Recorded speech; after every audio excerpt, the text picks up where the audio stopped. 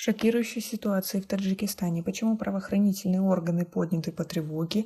И причем тут талибы? Подписывайтесь на обновления и точно будете в курсе всего самого важного.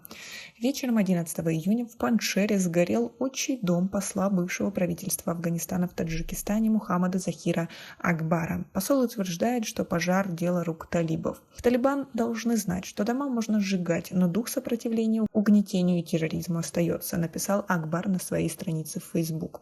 Он также отметил, что в огне невежества сейчас горит дом всего народа Афганистана. По данным изданий, после захвата власти талибами в доме посла в Паншере жили представители этого движения. Талибы использовали эту резиденцию как военную базу. Мотив и виновники этого пожара до сих пор неизвестны, но местные жители говорят, что это дело рук самих талибов, пишет издание, отметив, что талибы не взяли на себя ответственность за этот пожар. Издание сообщает, что в доме Акбара 3 этажа, 2 из которых сгорели. Захир Акбар – посол бывшего правительства Афганистана в Таджикистане. Он известен как сторонник Афганского национального фронта сопротивления. Ранее была сожжена личная библиотека Фазла Ахмеда, министра юстиции бывшего правительства Афганистана. Тогда талибы назвали инцидент случайным и по неосторожности. Отмечается, что ранее также были сожжены здания школы и управления образования Паншера, и никто не привлечен к ответственности. А в Сагдийской области в результате 3 ДТП за последние дни погибли 4 человека. Поиски тел 2 из них продолжаются. Об этом сообщили пресс-секретарь УМВД по Сагдийской области Акбар Шарифи.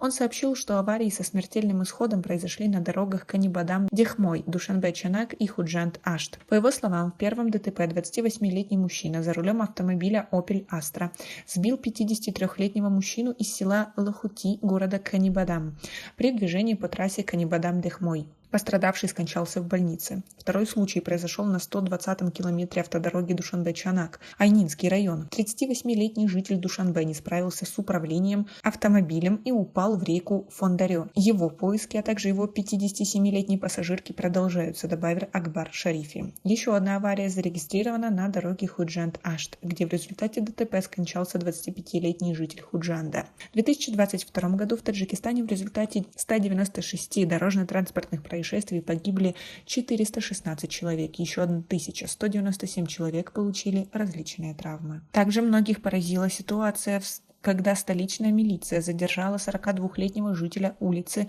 Сулеймани в Душанбе за жестокое избиение племянника. Ширин Аламов был задержан в результате проверки видео, которое появилось в социальных сетях. Было выяснено, что вечером 10 июня гражданин Ширин Аламов в Махале Самон 2 района Фердовси подверг избиению несовершеннолетнего сына своего брата, говорится в сообщении. При этом отмечается, что брат Аламова находится за границей, разведен со своей супругой, а 2 его несовершеннолетних детей находятся на воспитании у матери. Почему Аламов избил ребенка, не сообщается, лишь отмечается, что идет предварительное следствие. В настоящее время по данному факту проводится предварительное расследование с целью полного определения причин и факторов избиения маленького ребенка и возбуждения уголовного дела, сообщается в УМВД. Также суд Сагдийской области приговорил 42-летнюю жительницу города Исфара к 18 годам лишения свободы за сотрудничество с запрещенным в Таджикистане движением, а также подготовку убийства 2 своих детей. Об этом сообщил источник в суде. Он сообщил, что Мухиба Давронова, жительница Джамаата Ворух, с мая 2022 года по январь 2023 года сотрудничала с движением «Поймани Мили», поддерживая его антиправительственную позицию. Эта женщина, в частности, оставляла поддерживающие комментарии на сайтах этого движения, в том числе на портале isloh.net, главным редактором которого является Мухаммадикбол Садридин, находящийся в официальном розыске, сообщил источник. Также Давронову признали виновной в том, что она снимала на мобильный телефон здания госпредприятий и учреждений, и также отправляла их на этот сайт. После вызова в прокуратуру города Исфары в связи с сотрудничеством с запрещенными организациями 9 января 2023 года она пыталась убить себя и 2 своих несовершеннолетних детей, сообщил источник.